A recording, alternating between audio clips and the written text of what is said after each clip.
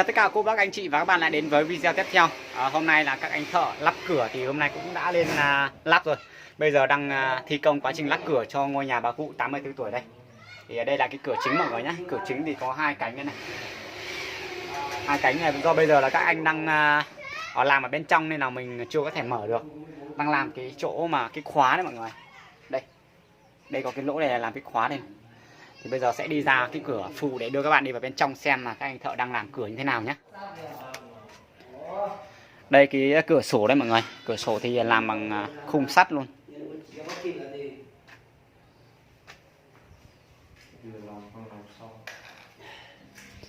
Có lúc cửa có thể lúc nào có cửa xếp chút nào mà là gì nó có thể đi có trong gì đó là thợ đi. Thấy kiến thợ thôi. Anh em trên kia nhu cầu nữa thì mình cứ làm theo là khó khăn tí. Cái nào dễ thì làm đi thôi. Đây bây giờ đang lắp cái cửa sổ mọi người nhé. Cái cửa sổ thì cũng làm hai cánh. Mình định làm cho bà cái cửa bằng kính nhưng mà mình sợ là ở đây có rất là nhiều trẻ con nên người ta lấy đá người ta ném vào là bị hỏng hết cái cửa của bà, là coi như là phí, nên là làm bằng cái cửa sắt này cho nó chắc mọi người ạ.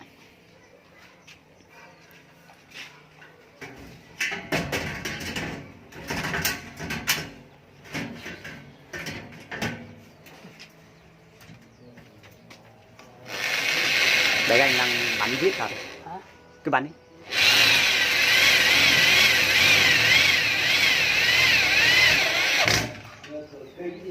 Xong một cái rồi.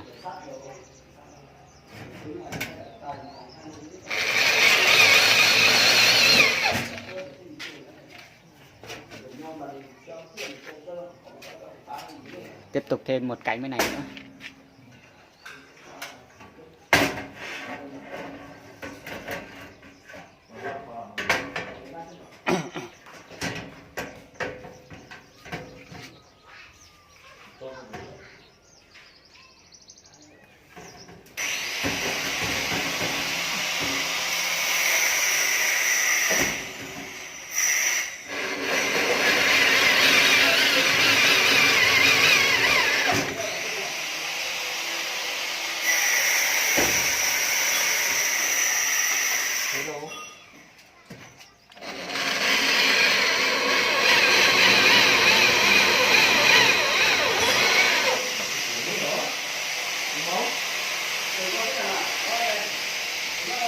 Cân chưa bắn cái nữa mà là chỉ bắn rồi.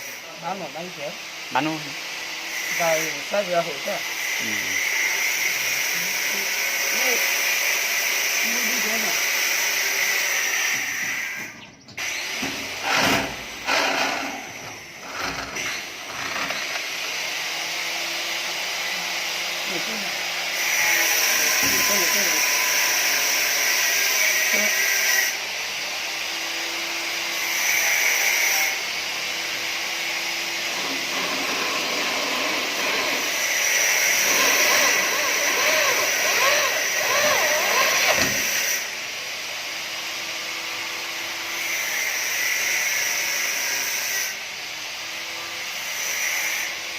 Đây bây giờ đã bắn xong hai cánh cửa sổ rồi nhé. Sẽ đi sang bên chỗ cửa chính này để coi các anh làm cái khóa.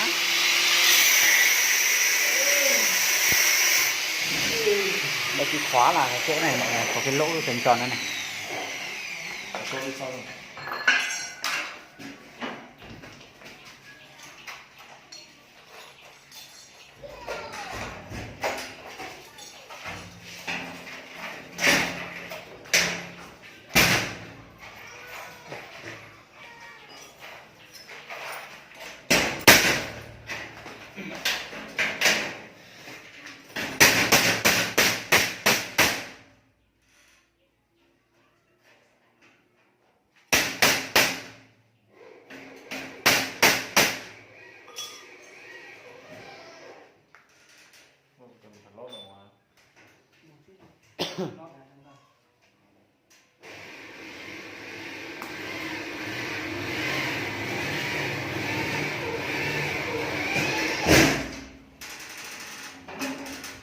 Bên này cũng phải làm cái khóa này mọi người, chứ không làm cái khóa là không có chỗ nào để mà chốt nữa.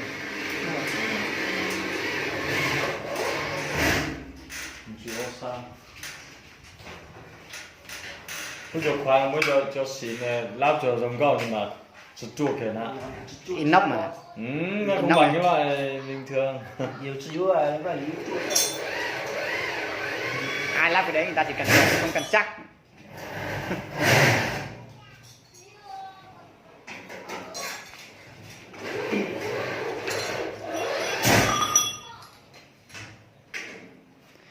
Đây hôm nay các anh vào đây để lắp cửa cho nên là phải đi xin mượn điện của hàng xóm ra đây này.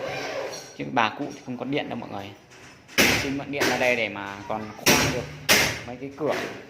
Cái này chỉ có tải được cái máy khoan thôi, không tải được cái máy hàn đâu. Cái máy hàn hôm nọ vừa hàn vừa chập. Mấy anh em ấy tự lên tự làm đấy. Đấy. Sự là cho bà làm hoàn đấy. Không có điện. Không có điện hàn chấp nhận được không? Cho điện lên đây cơ.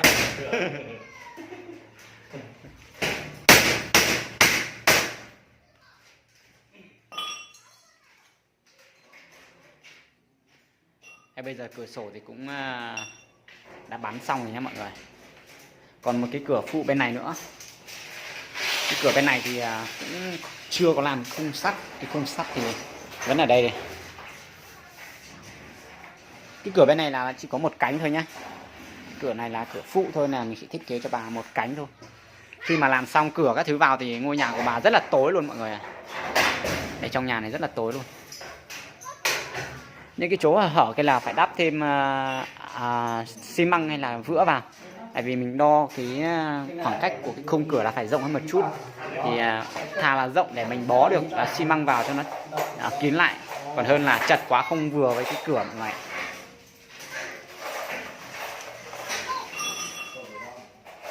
Thì đây là cái nẹp cửa đây mọi người.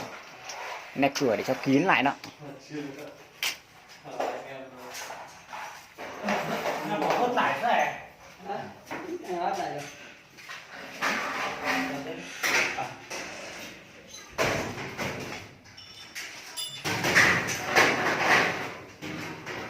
Cái cửa phụ đây mọi người. Cửa này là bằng tôn huỳnh, rất là nhiều hoa văn đẹp đấy.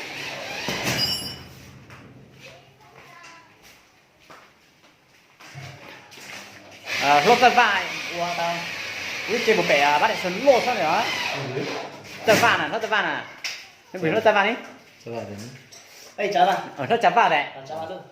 Bẻ bắt lại xuân à. Cái nhà cái to mà. Có chồng á. 2 tầng. Mà anh cái mua đất chỗ đấy rẻ.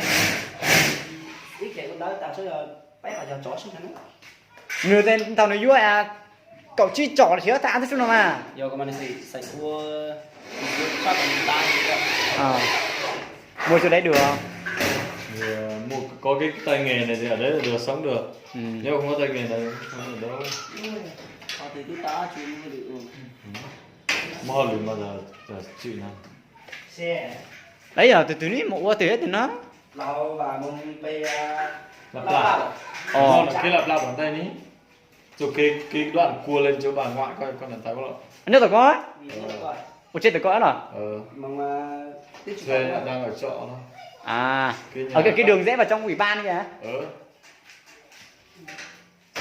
Này bây giờ mỗi người đi một nơi. Tách hết ở đây còn chút chút ra. Vậy ở nọ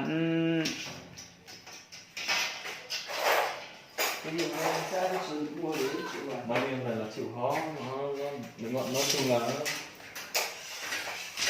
bây giờ xã hội mà ai biết thì càng biết nhiều càng làm được nhiều chứ. chịu nhiệt tốt là được.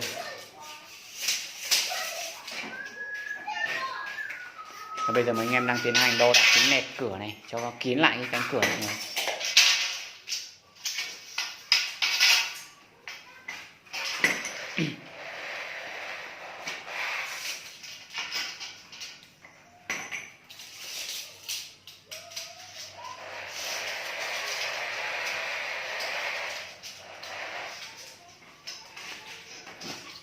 Thứ một con này con là ô đó nó có chỉ chịu lò. Này. Đây mọi người, xong cái chốt cửa cho bà luôn này. Phải lắp cái nẹp vào nữa, lắp cái này này.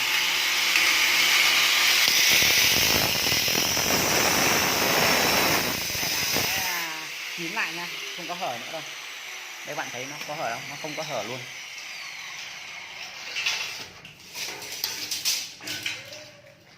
Này gọi là cái nẹp cửa à?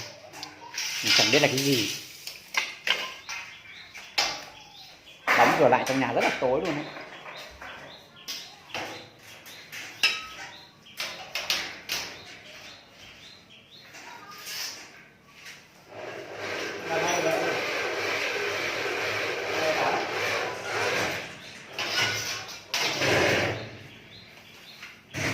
Hôm nay có 3 anh thợ lắp cửa vào đây để mà lắp, chở khá là nhiều cánh cửa ấy mọi người, bốn cánh cửa luôn nên là phải lên nhiều người cùng vác nữa.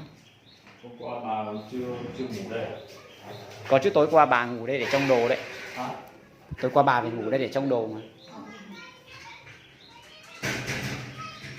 Nên cho người khác thì cũng ngủ một chỗ. Ừ.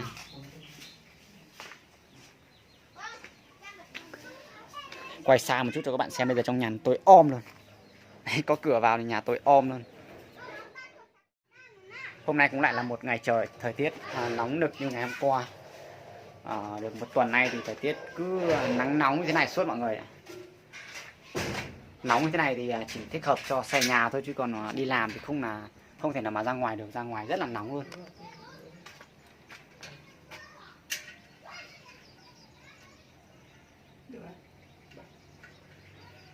Cái cánh cửa phụ thì bây giờ đang cũng gọi là hoàn tất rồi.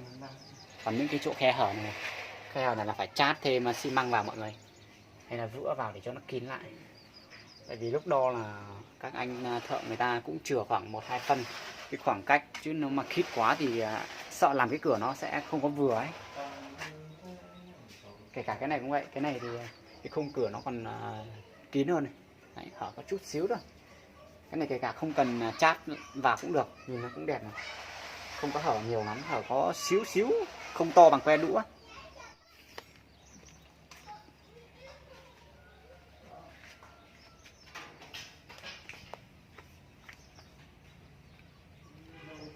Thì bây giờ coi như là ngôi nhà của bà cũng đã hoàn tất 100% rồi mọi người nhé. Thì lát nữa mình cũng sẽ lắp cái giường cho bà luôn. Hôm qua là thiếu có 4 con ốc nên là không lắp được cái giường. Thì lát nữa mình sẽ tận dụng thời gian mình lắp luôn cho bà cái giường cho nó hoàn chỉnh luôn nhé. Thì tất cả cửa các thứ là bây giờ cũng đã gần hoàn tất rồi đó. Mong có cái gì đó mà. Có chứ. Tay cho cái tiền hàng này. Sạch đời mà. Rồi. Tối nay anh em ở nhà đấy. Anh em họ nhà này mà. Rồi. Tiền. Đây là một chú heo. Chú à. Ta đừng phân tích tôi nói.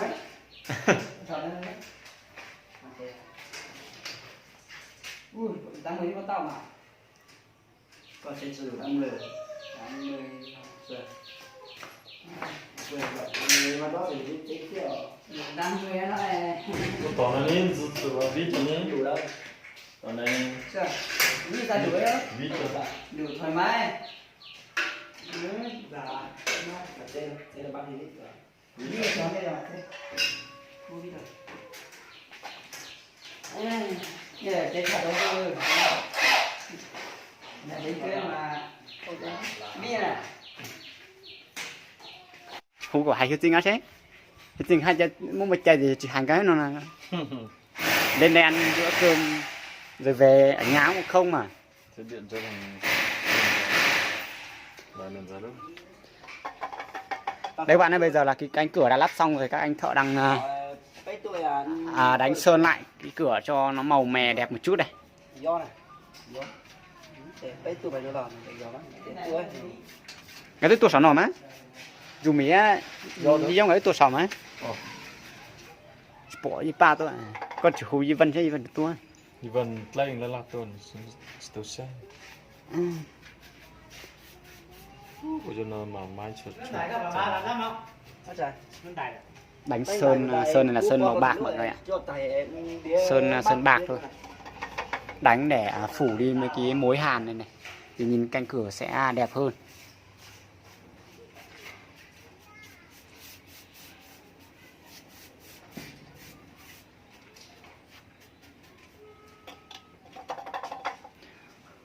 Cái cánh cửa chính bên này thì vẫn chưa có đánh cái sơn này mọi người nhá. Đấy, khi mà chưa đánh thì vẫn có những cái mối hàn này này. Đánh vào thì nó sẽ giống như thế này, không có thấy cái này nữa. Có hai chân giỏi à. À xem có tôi rồi, còn nửa đắt chân có rồi nửa đắt chân thắn à. Không được. Chính tắm phải vẫn phải đi ăn. Và in thì chạy ở thế mà được. Thế bây giờ đã xong cánh bên này mọi người. Các bạn có thể nhìn thấy là bây giờ không thấy cái vết hàn nữa. Cái cửa rất là đẹp luôn.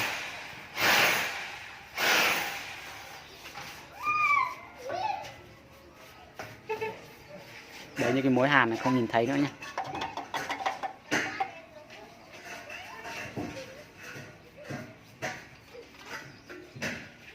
Thì chứ mà thì nó mới phun sơn cả trên bằng các lắp rồi này. Ủa nó sẽ hát say rồi, lát tại mặc quét rồi sẽ chìm thác kìa.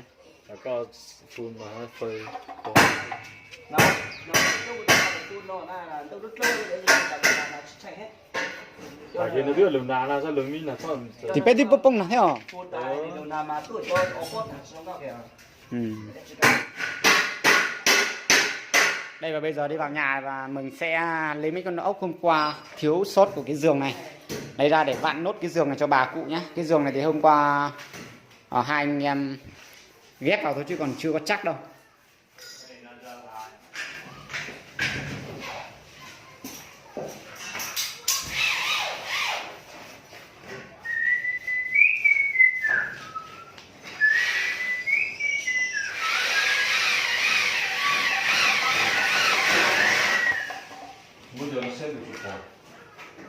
Em phải vặn cái giường này.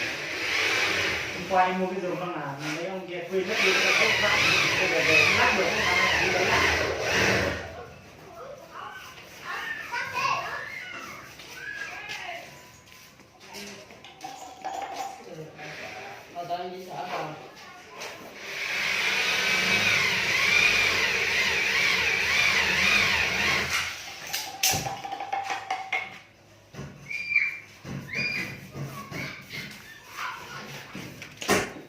Đây các bạn ơi, hôm qua là anh em đi chở cái giường thì thiếu mấy con ốc này này, nên là không có vặn được cái giường cho bà, có 4 con thôi. Đây có 4 con ốc dài dài như này, xong mà không vặn được cái giường cho bà. Bây giờ là sáng nay mình mới đi lấy về, bây giờ là tiếp tục vặn nốt cái giường cho bà nhé. Hôm qua chỉ ghép lên chứ không có chắc đâu, bây giờ vặn lại cho nó chắc chắn vào.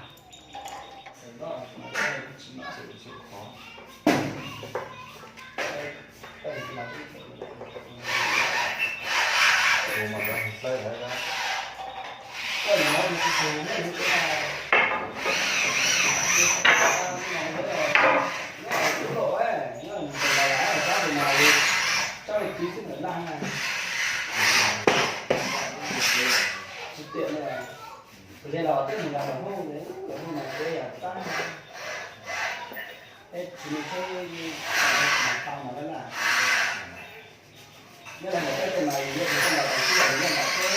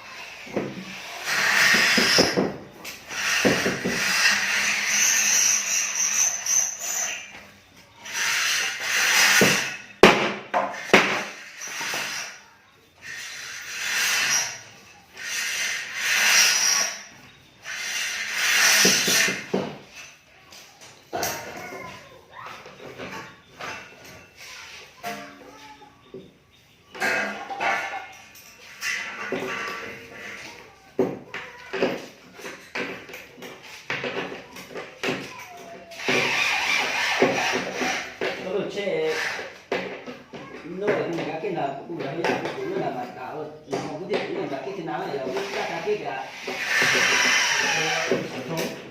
Ở đây nó đi theo mà. Trên bán hàng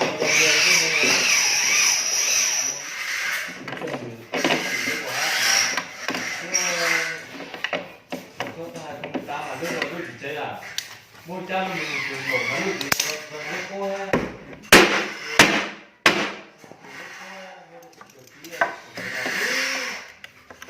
Vừa nhưng mà cũng nhiều chưa.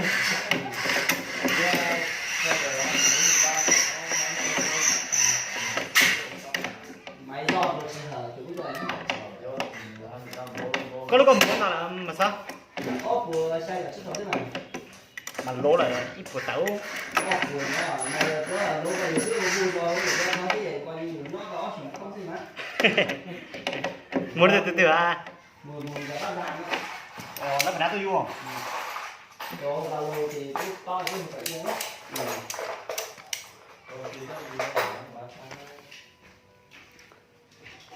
Đây các bạn ạ, đã vặn xong một con ốc rồi còn 3 con nữa tiếp tục vặn nốt 3 con này nữa là ngôi nó chiếc giường của bà sẽ rất là chắc luôn. Thế còn bên này nữa này, còn gốc này và 2 gốc bên kia nữa.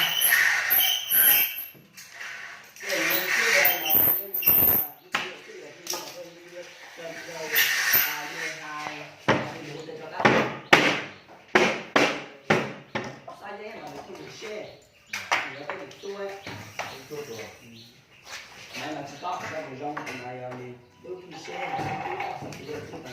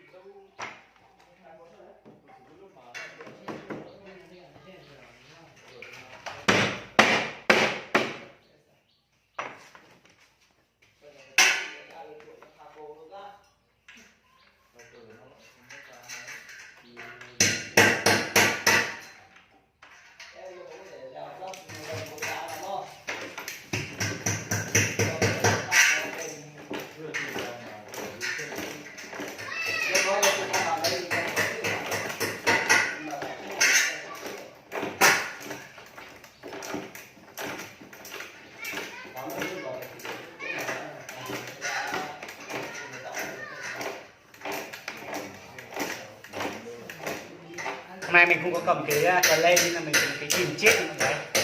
Cái kìm chết mà ngày xưa mình sửa xe đó, mình tận dụng cái này để hôm nay mang lên đây vặn con ốc này.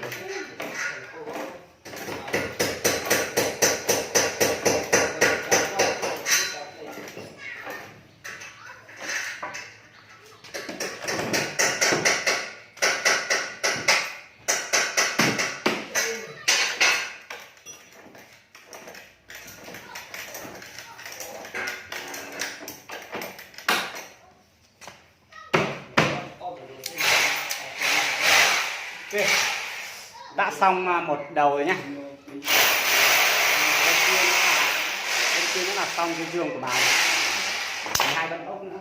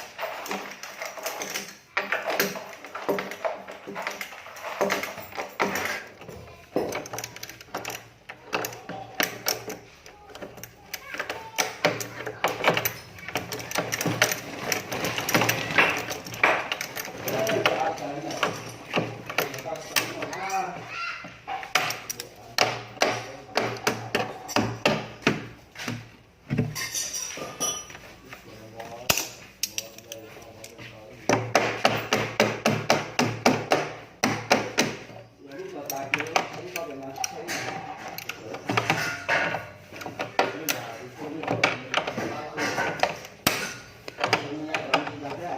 Cái chỗ này rất là hẹp nên là hơi khó vặn mọi người.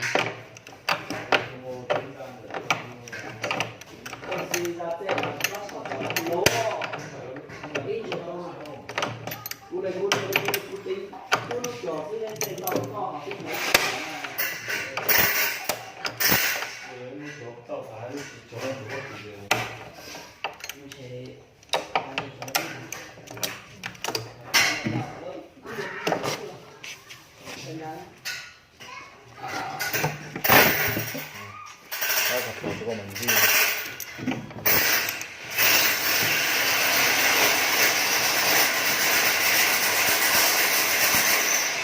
Lắp xuống rồi. Chưa. Vừa thôi được rồi.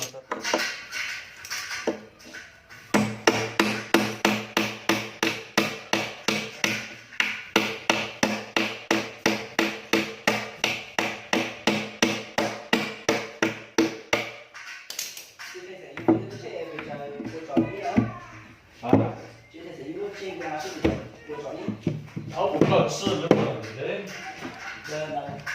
Bố chủ yếu này. Nó sơn lại có hết toàn bộ mà. Con gì nó mai nổ con tay.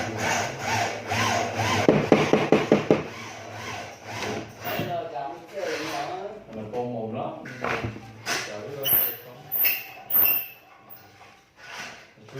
Chưa nhiều gì.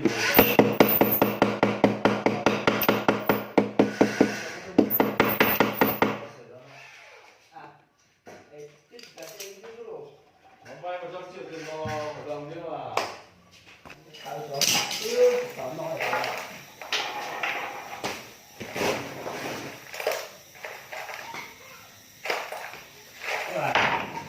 Đấy, cứ nào.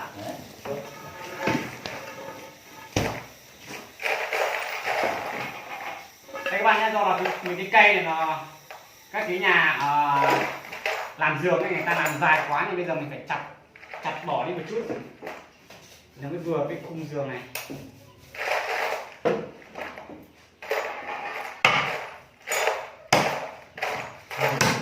Đây là dùng cái cưa này nhất đấy. Cái này dùng dao, cái này là dùng dao.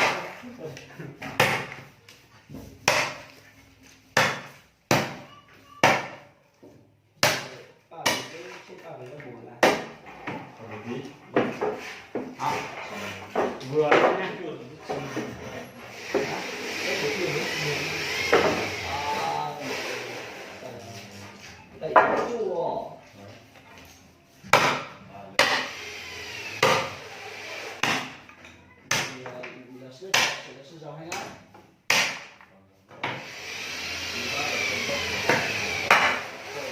Lúc cao lúc cao dễ đâu, dễ nhá nhá dễ đâu.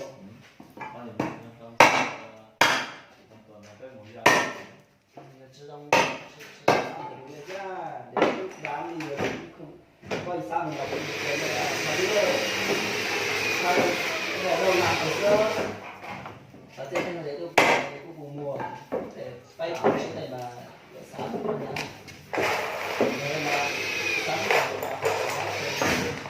đi xây nhưng mà yêu theo thì cũng được cái gì chứ gì nữa nó rõ là chứ mà nó sang là thế nào.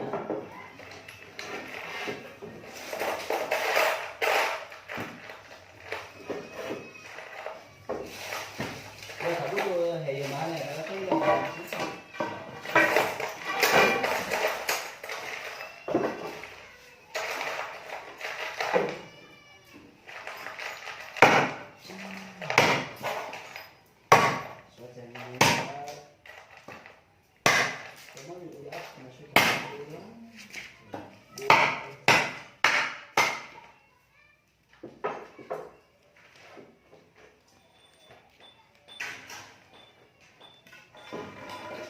Mấy cái cây này có 5 cây.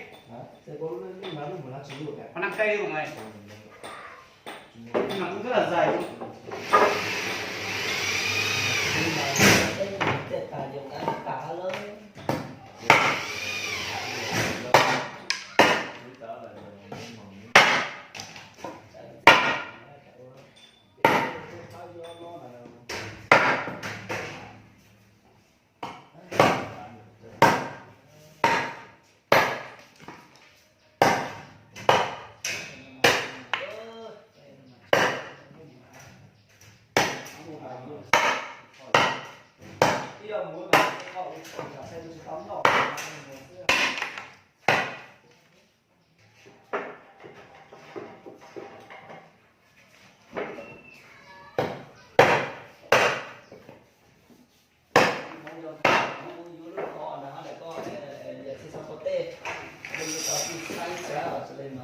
Xài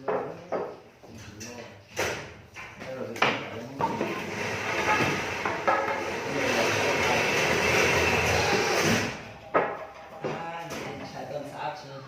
Phải, nếu mà mua kho thế được. Anh làm kho nếu mà làm mình làm được.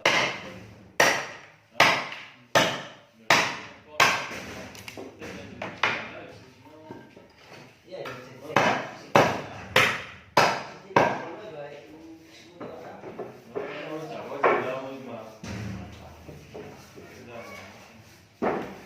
xin xong.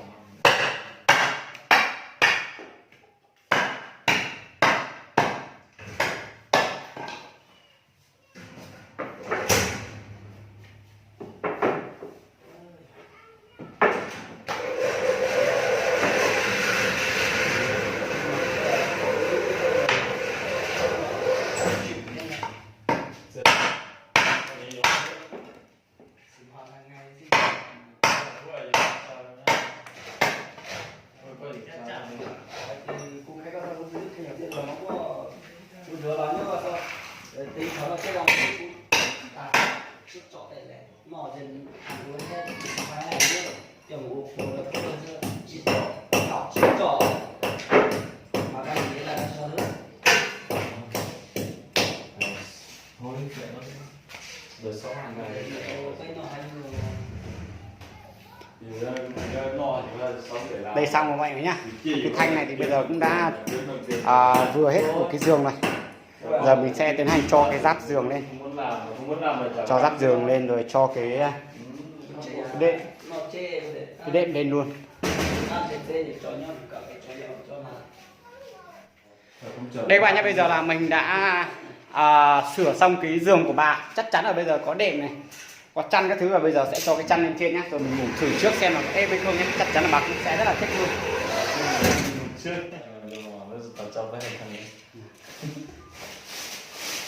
Bây giờ sẽ cho chăn màn lên giường đó mọi người nhé. Thì bà chỉ có một mình nên là sắm cho bà cái gối thôi. Chứ bây giờ sắm thêm cái là sợ là trong này có thêm người ngủ với bà nữa là khổ. Chăn này, màn này là màn xịn mọi người nhá. Chăn thì hôm qua hai anh em chở đồ đạc nhiều quá nên là làm nó tùng kèm hết.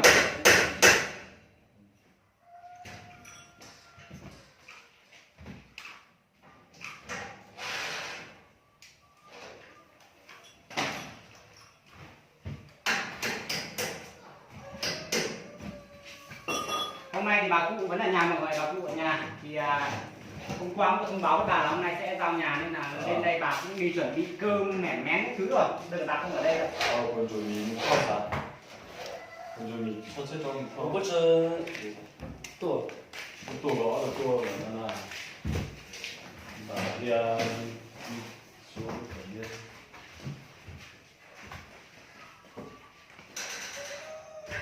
Đây có cả màn nữa mọi người nhá, rất là êm luôn. Đây giường mới này, màn mới, chăn mới, gối mới, tất cả mọi thứ nhà mới hết mọi người, chứ không có một cái gì là cũ luôn đó. Rất là êm luôn, rất là êm luôn. Có lẽ là mình thử trước xem êm luôn. Ôi, nhà mới này ngủ thanh thản mọi người, không phải lo nghĩ gì nữa.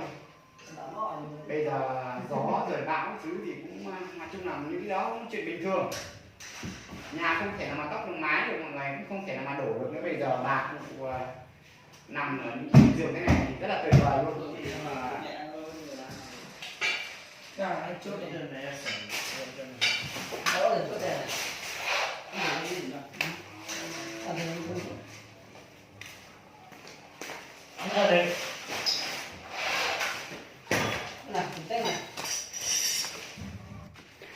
Để cho quý vị xem một vòng xung quanh chiếc giường mới của bà cụ đây.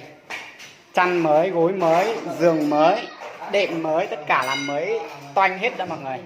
Cái này là cái màn xịn đó. Cái màn này là hơn 200.000. Cái màn này này. Đệm này, đệm rất là êm luôn. Giường này thì cũng không có cao lắm. Cao khoảng hơn 40 phân thôi. Đây. Giường của bà nằm ngay chỗ cửa sổ này luôn nữa này. Đó, khi mà trời nóng nực thì bà mở cửa này ra. Đấy, nhìn ra ngoài luôn. Đó. Cửa sổ ở ngay chỗ giường này thì sẽ rất là mát mẻ khi mà mùa hè như thế này, những cái ngày mùa hè này rất là tiện cho bà luôn mọi người nhé. Còn cánh cửa bên này thì bây giờ các anh thợ cũng đã làm xong nữa rồi. Nhưng mà trong này hết.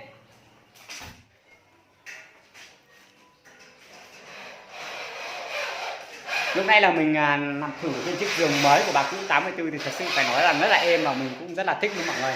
Thì tất cả mọi thứ đều làm mới nên là mình ngửi được cái mùi thơm của chăn mới, chiếu mới rồi tất cả đồ đạc giường mới nữa, rất là tuyệt vời luôn. Thì hy vọng rằng chiếc giường này sẽ đem đến cho bà cũ 84 tuổi những cái giấc ngủ ngon và những cái giấc mơ đẹp, không còn những cái nỗi lo sợ hãi giống như trong quá khứ nữa. Và bây giờ thì quay một vòng xung quanh cho cô bác anh chị cùng xem tất tật về ngôi nhà của bà cụ, xem bây giờ nó đã ra sao và đẹp như thế nào nhé.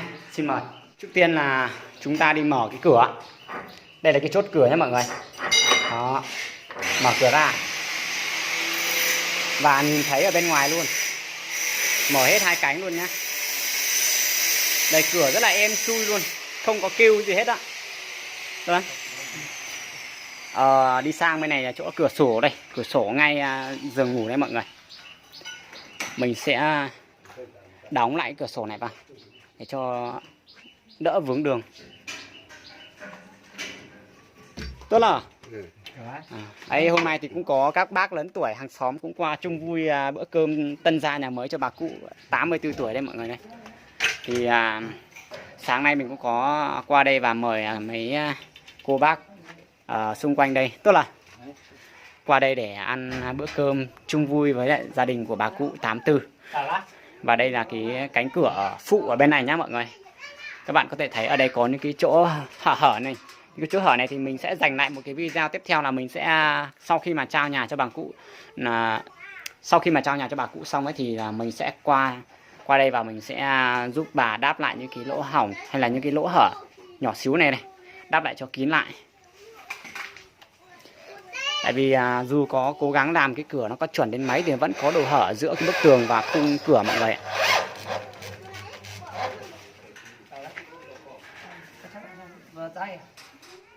Thế thì sau bao nhiêu ngày hai anh em cố gắng hết sức để mà làm cho bà cụ ngôi nhà, thì đến thời điểm hiện tại bây giờ là ngôi nhà bà cụ mọi thứ cũng đã xong xuôi hết rồi. Cửa rồi giường rồi là tất cả mọi thứ đều đã hoàn tất nhé mọi người. Thì bây giờ cũng xin phép dừng và khép lại video tại đây. Cô bác anh chị xem video đừng quên like và chia sẻ cũng như là bấm đăng ký kênh để ủng hộ cho kênh Vlog Miền Núi phát triển hơn nữa và giúp đỡ được nhiều mảnh đời khó khăn hơn nữa trong cuộc sống cũng như trong tương lai sắp tới. Còn bây giờ thì xin phép chào tất cả mọi người và đừng quên theo dõi tập video anh em chung vui bữa cơm cùng với bà cụ 84 tuổi nhé. Bây giờ xin chào tất cả mọi người.